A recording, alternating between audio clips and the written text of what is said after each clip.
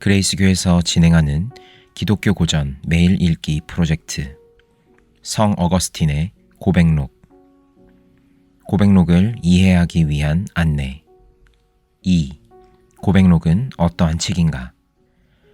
어거스틴이 쓴 많은 책들 중에서 고백록은 복음을 막론하고 가장 많이 널리 읽혀진 책으로서 철학자들, 문학가들, 심리학자들, 신학자들, 평신도들, 심지어는 비기독교인들까지도 애독하는 책이기도 하다.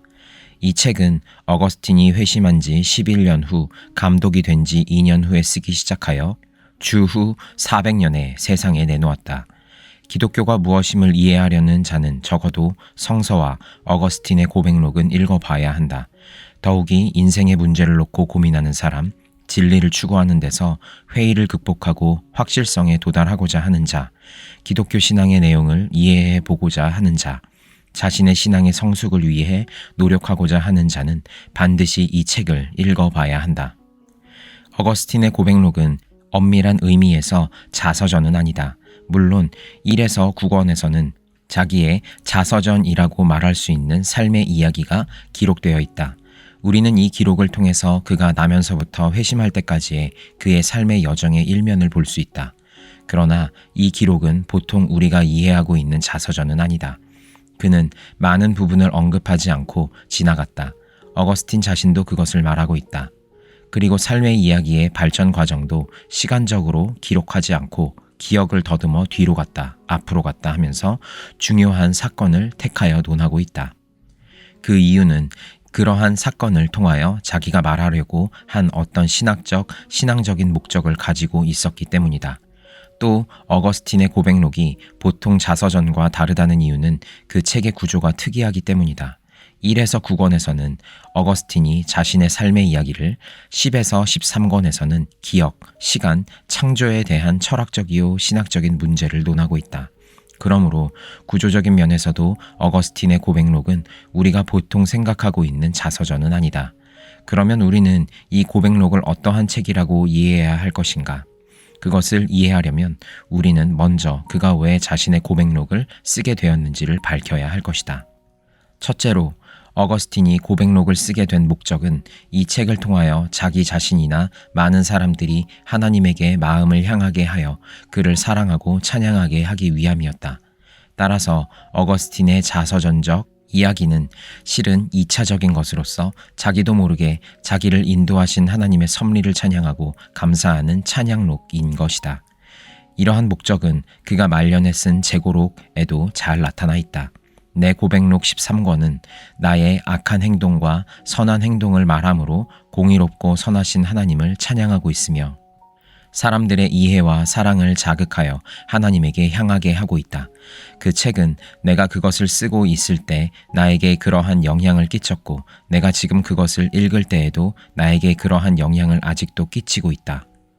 그러므로 어거스틴이 고백록의 첫 문장에서 오 주님, 당신은 위대하시니 크게 찬양 받으실 만합니다 라고 말한 것은 그의 의도를 정확히 드러내 보이고 있는 것이다. 둘째로, 그는 교회를 돌보고 양떼를 양육하는 감독으로서 교회에 들어온 사람들에게 어떻게 기독교인이 되는가에 대하여 가르치고 훈련시켜야 할 책임이 있었다. 콘스탄틴 황제 이전의 교회는 박해를 받은 교회였다. 그러므로 그때 기독교인이 되기 위해서는 사람들은 죽음을 각오하는 실존적 결단을 했어야 했다. 그러나 콘스탄틴이 황제가 되자 박해는 끝났고 기독교는 이제 제국에서 가장 많은 혜택을 받는 종교가 되었다. 그러자 많은 사람들은 아무 내적 결단도 없이 교회에 물밀듯이 들어오게 되었다. 더욱이 주후 380년 테오도시우스 황제가 기독교를 로마 제국의 유일한 종교로 선포한 후에는 그 도수가 가중되었다. 이리하여 소위 기독교 시대가 도래한 것이다. 이제 로마 시민으로 태어난 사람은 모두 자동적으로 기독교인이 된 것이다. 이제는 기독교인이 되기보다는 기독교인으로 태어나게 된 상황이 되었다.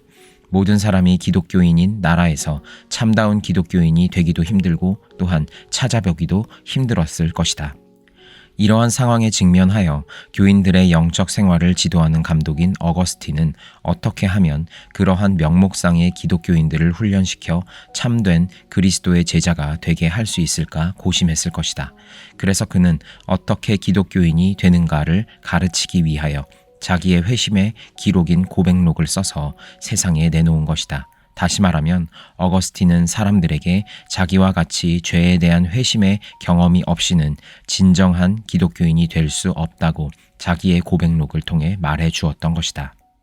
셋째로, 어거스틴은 교인들에게 기독교인으로서 어떻게 살아야 하는가를 가르치기 위하여 고백록을 썼다고 생각해 볼 수 있다. 교회가 박해를 받고 있을 때 교인들의 중요한 관심사는 어떻게 자기들이 그리스도를 위한 충성을 굽히지 않고 순교하는가, 즉 어떻게 그리스도를 위하여 죽는가였다. 따라서 기독교 지도자들이 교인들을 훈련시킬 때도 어떻게 순교하는가를 가르쳤다. 그러나 기독교가 로마 제국의 국교가 된 상황, 즉 어거스틴이 감독으로 있을 때의 사회 상황은 전혀 달랐다.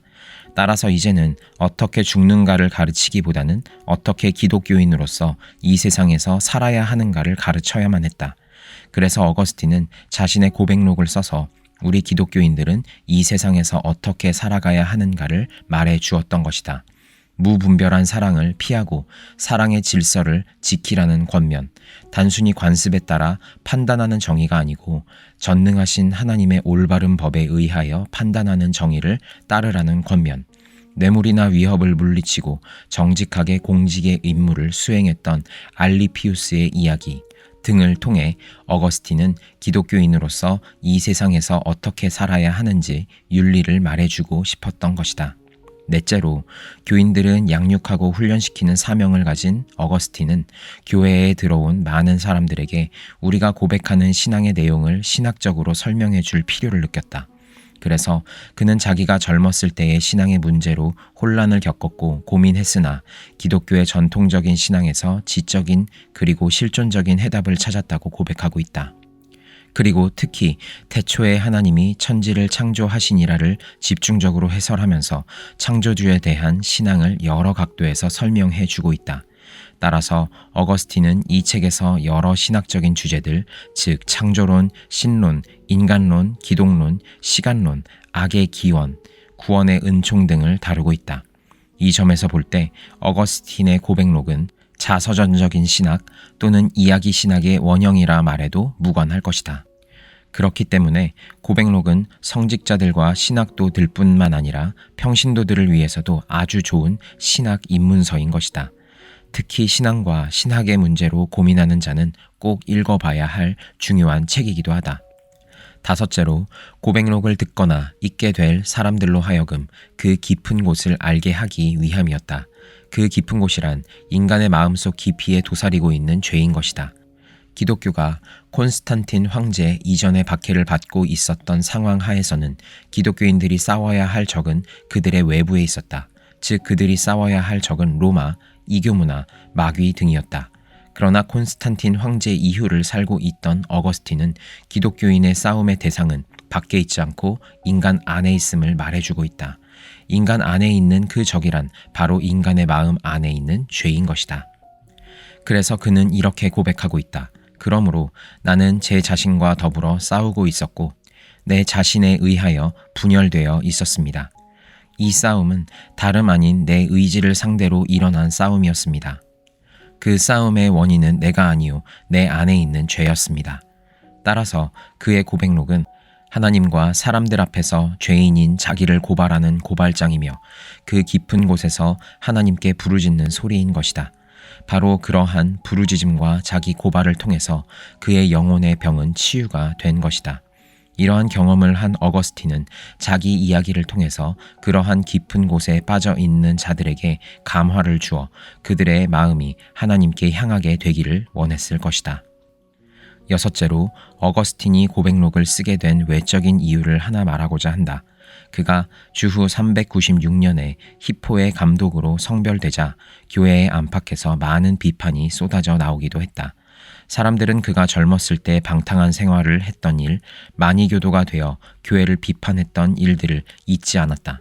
또한 사람들은 그가 밀라노에서 회개하고 세례를 받았다고 한 것이나 북아프리카에 돌아와 수도원을 세운 것에 대해서도 의심의 눈초리로 보게 되었다.